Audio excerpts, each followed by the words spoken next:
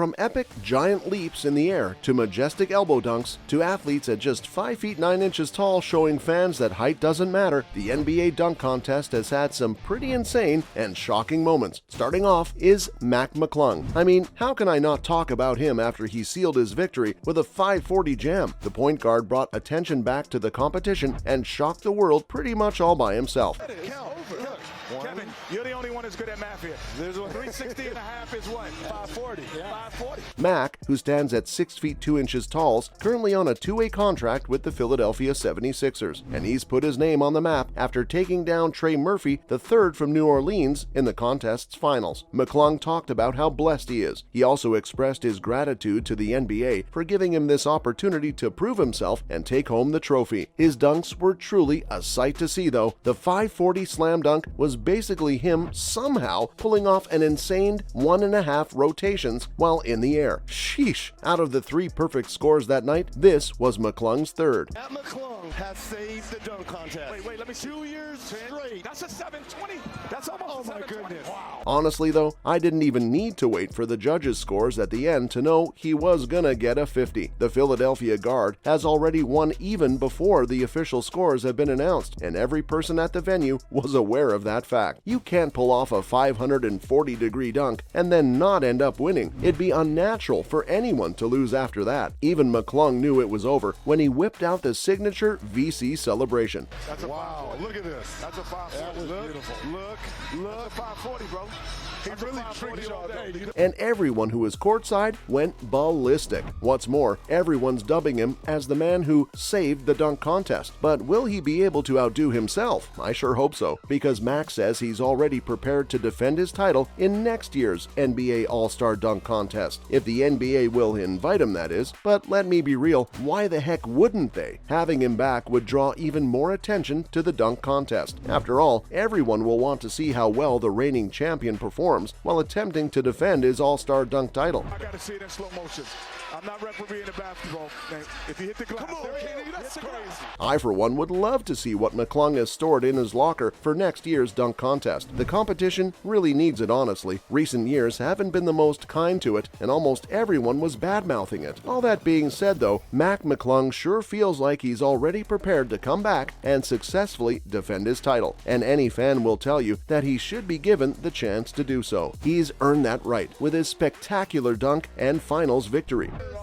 He started off backwards. No, that's a 540. So it really triggers. Really, now you hating? No, it's a great dunk. you No, hating? you the hater. The final scores by the judges were 98 for Trey Murphy and 100 for Mac. Not that the scores mattered much, though. That crazy piece of skill and brilliance on the court by the American guard shined brighter than any other part of the finals. But that isn't the only insane thing here to notice, though. He's also said that his whole life has been a kind of undrafted story. McClung was the highlight of the night recently, though. The Philadelphia guard leaped over 2 people, took the ball right out of one of their hands. He then tapped the ball on the backboard and ended up throwing down an insane reverse slam. He hit the glass. But it was very clear that he did. He got to hit the not from my angle.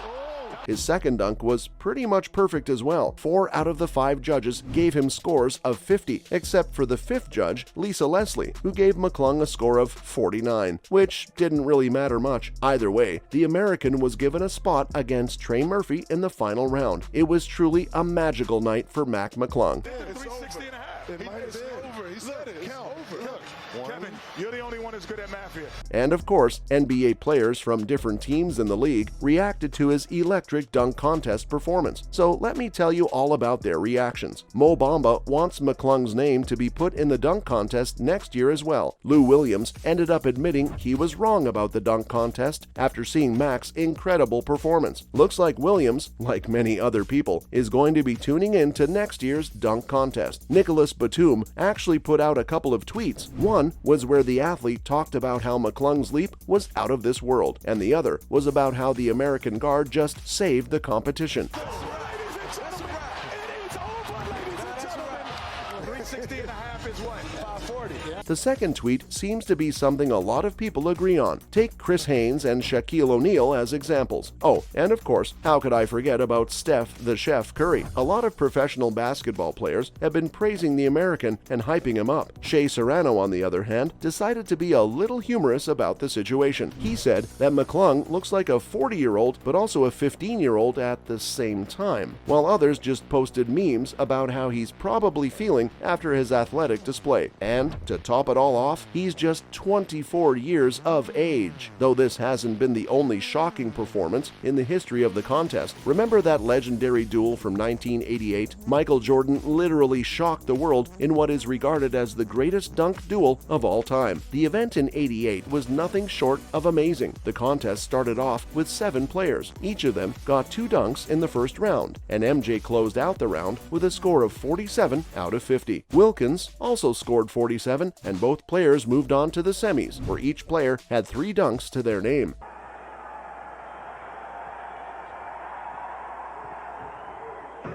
Many seem to forget that Jordan used the free throw line in his opening dunk for the semifinals. Obviously, he scored 50 out of 50 for this. Wilkins wasn't far behind though, with his 49. Moving on to the finals, both players started off strong with a 50 each, but MJ started to fall behind on his second dunk. Wilkins scored another 50, while Jordan only got 47 points this round. Luckily for him though, Jordan's opponent scored a 45 for his final dunk.